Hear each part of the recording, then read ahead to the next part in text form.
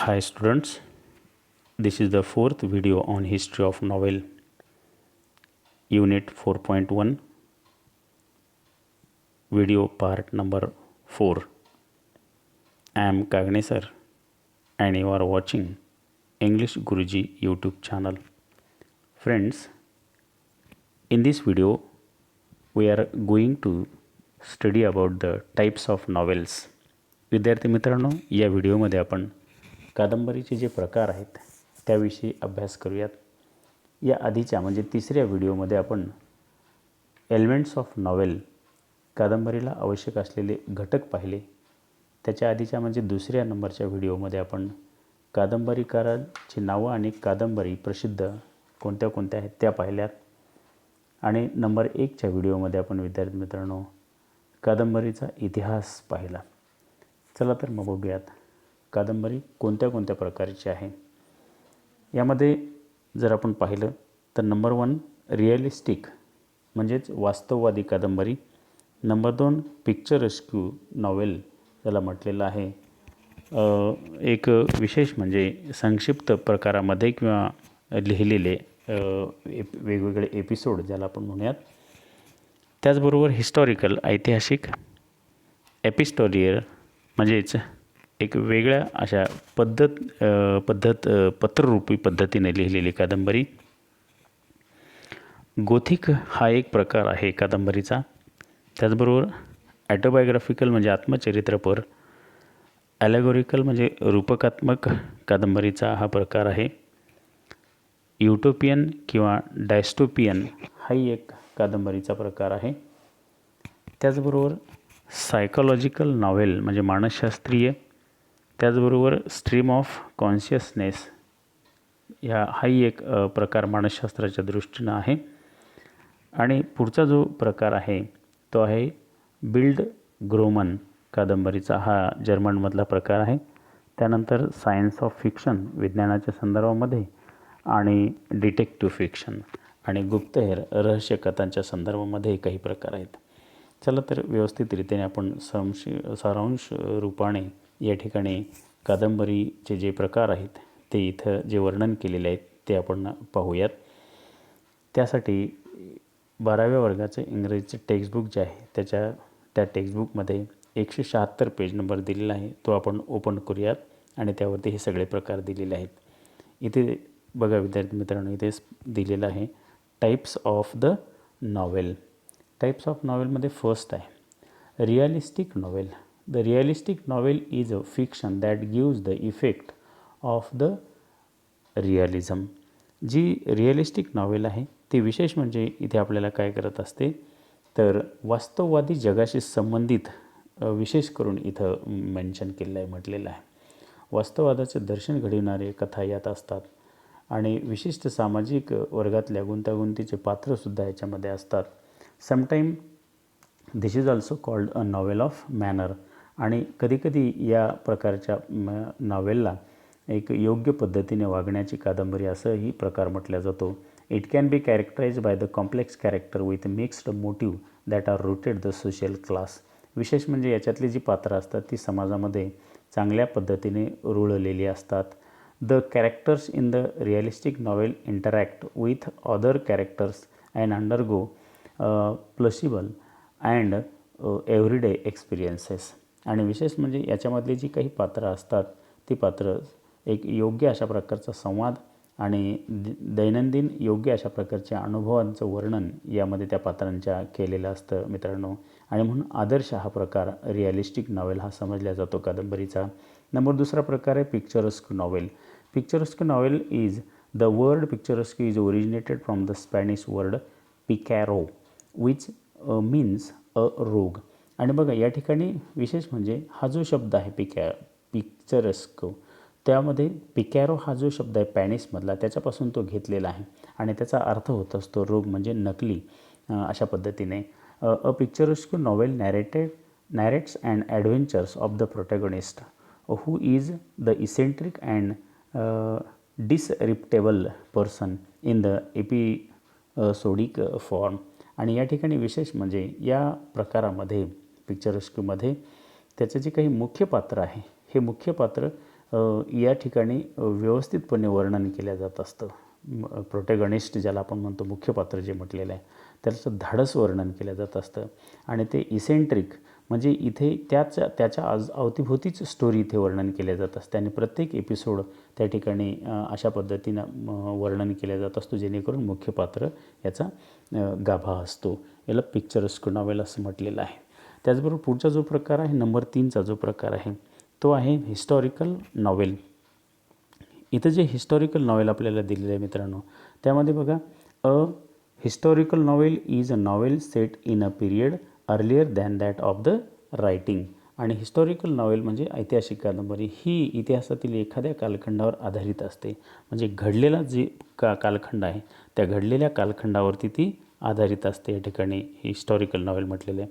पुढचा जो प्रकार आहे विद्यार्थी मित्रांनो, तो प्रकार या ठिकाणी आपल्याला एपिस्टोरियल प्रकार असं म्हटलेलं आहे आणि तो एक पत्ररूपाचा आहे. जसं की the word epistolary derives from the Latin word epistola which means letter.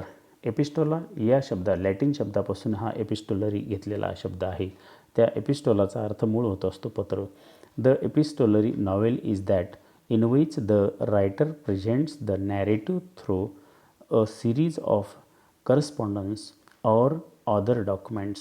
आणि या कादंबरीच्या प्रकारामध्ये जो मुख्य जे पात्र आहे ते मुख्य पात्र काय करत असतं, the writer present the narrative through the series of correspondence. म्हणजे पत्र देवाणघेवाणाची पद्धतच यामध्ये कागदपत्राच्या देवाणघेवाणानुसारच ही पूर्ण कादंबरी चालत असते.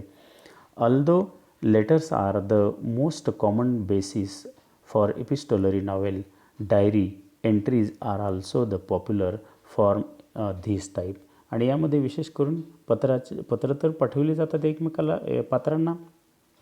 पत्राच्या व्यतिरिक्त डायरी, लिखाण किंवा दैनंदिनीची नोंद वही हाही एक प्रकार या ठिकाणी या एपिस्टोलियरमध्ये लोकप्रिय पॉप्युलर आहे. पुढचा 5वा प्रकार आहे गोथिक नॉवेल. बघा, या ठिकाणी गोथिक नॉवेल जो हा प्रकार आहे तो गोथिक नॉवेल हा प्रकार the novel that include terror, mystery, horror, thriller, than supernatural, doom, death, decay and haunted and building are called the gothic novel. हा जो प्रकार आहे यामध्ये टेरर म्हणजे दहशत असते, रहस्य असतं, भय असते, हॉरर म्हणजे थ्रिलर म्हणजे रोमांच अशा प्रकारचा असतो, सुपर नॅचरल म्हणजे अमानवी शक्ती असते, टेरर डूम म्हणजे विनाश अशा प्रकारे असू शकतो, डेथ म्हणजे मृत्यू आणि डिके म्हणजे पूर्णपणे संपणे, आणि हॉन्टेड बिल्डिंग्स आणि म्हणजे भूताटकीने पछाडलेल्या काही इमारती यावरती ही कादंबरी लिहिल्या जात असते. त्याला गोथिक असं म्हटलेलं आहे. पुढचा प्रकार बघा विद्यार्थी मित्रांनो, ऑटोबायोग्राफिकल. हा आत्मचरित्रावर आधारित प्रकार असतो. The autobiographical novel is the novel based on the life of the author. आणि हा सोपा प्रकार आहे. लेखकाच्या संपूर्ण जीवनावरती आधारित जे लिहिल्या जात असतं त्याला ऑटोबायोग्राफिकल म्हणजे आत्मचरित्र पद्धतीने अशा पद्धतीने कादंबरी म्हटलं जातं.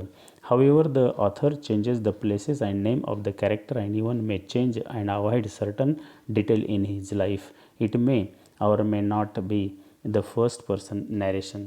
आणि विशेष म्हणजे या कादंबरीमध्ये पात्रांची ठिकाणं, नावं, आयुष्यातील काही विशिष्ट माहिती बदलण्याचं स्वातंत्र्य लेखकाकडे स्वतःकडे असतं. तसेच हे लिखाण विशेष म्हणजे प्रथम पुरुषी असतेच असं नाही.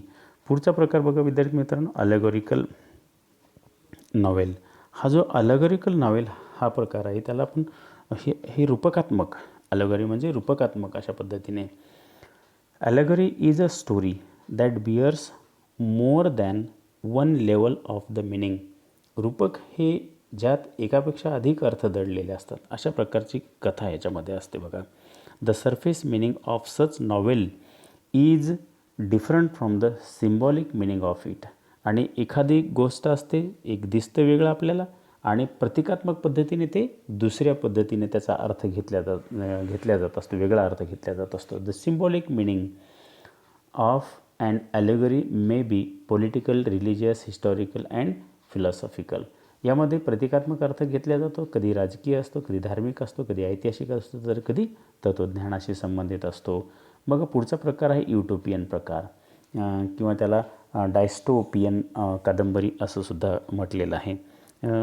त्याचबरोबर या ठिकाणी बघा हा जो प्रकार आहे तो कशा प्रकारचा आहे, utopian is imaginary community or society possessing the ideal qualities. It is common literary theme, especially in science fiction or speculative fictions. हा जो एक प्रकार आहे या ठिकाणी यूटोपियन, विशेष म्हणजे यूटोपिया म्हणजे एक आदर्श किंवा गुणधर्म असलेला काल्पनिक समुदाय किंवा समाज, विशेषतः विज्ञान कथा किंवा तार्किक काल्पनिक कथा प्रकारात मोडणारी ही एक कादंबरीची लिखाण शैली आहे. त्याचबरोबर पुढचा जो प्रकार आपल्याला दिलेला आहे सायकोलॉजिकल नॉवेल. हा जो सायकोलॉजिकल नॉवेल आहे म्हणजे मानसशास्त्रीय दृष्टीने लिहिण्यात गेलेली कादंबरी. Psychological novel is the work of fiction that treat the internal life of the protagonist or even the other characters as much as the external factors. या ठिकाणी या प्रकारामध्ये कथेतील मुख्य पात्र किंवा इतर पात्रांच्या अंतर्गत जीवनाला बाह्य घटकाप्रमाणेच फार महत्त्व इथं दिलं जात असतं सायकोलॉजिकल नॉवेलमध्ये. पुढचा जो प्रकार आहे तो आहे स्ट्रीम ऑफ कॉन्शियसनेस नॉवेल. आणि ही कॉन्शियसनेस नॉवेल हा जो प्रकार आहे, तर stream of consciousness is a phrase coined by the William James in his treatise principles of psychology in 1890. 1890मध्ये विल्यम जेम्स यांनी मानसशास्त्राचा सिद्धांत या त्यांच्या ग्रंथात ही संज्ञा तयार केली. आणि बघा त्याचा अर्थ काय होतो, it means the flow of the thought. आणि त्याचा अर्थ मुळामध्ये काय दिलेला आहे बघा या ठिकाणी, याचा अर्थ होतो विचारांचा प्रवाह, stream of consciousness. Incidents in the plot are in the sequence of their occurrence.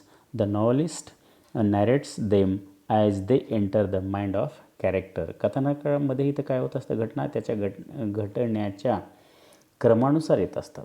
जसं त्या पात्राच्या मनात येतं तसा लेखक त्यांना तो सादर करत असतो. हा जो आहे तो stream of consciousness.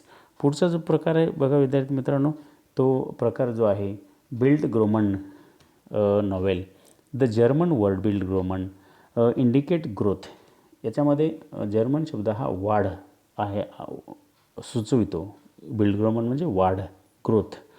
The fictional biography or autobiography is concerned with the growth of the protagonist's mind, spirit and characters from their childhood to adulthood. या बिल्ड ग्रोमन कादंबरीमध्ये काय मुख्य पात्राच्या बालपणापासून, लहानपणापासून ते तारुण्यापर्यंतच्या मानसिक आणि आत्मिक आणि स्वभाव वैशिष्ट्याच्या प्रगल्भतेवर काल्पनिक चरित्र किंवा आत्मचरित्र यामध्ये असते. विशेष म्हणजे बघा in the first half of the 20th century a cult of pulp magazine become popular in which the fantastic fiction for the general entertainment of the masses was printed and the cheap of the pulp paper.